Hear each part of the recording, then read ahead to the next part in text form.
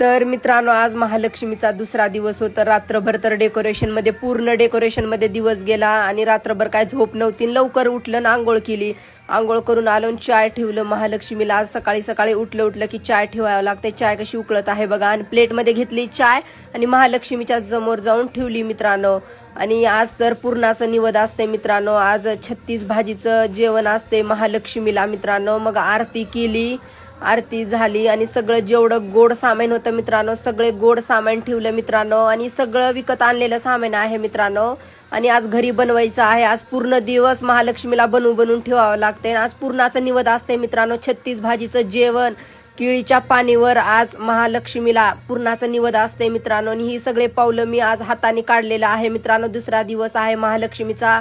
आणि मित्रांनो, उद्या मी मोठी रांगोळी काढल मित्रांनो, कारण तिसरा दिवस ही खूपच भारी कार्यक्रम असतो महालक्ष्मीचा. तिसऱ्या दिवशी खूप भारी मोठा कार्यक्रम असतो. आज दुसरा दिवस आहे. आणि मित्रांनो, केळीचं पाणीचं डेकोरेशन करणार आहे मी आणि तिसऱ्या ब्लॉकमध्ये तुम्हाला दिसेलच मित्रांनो.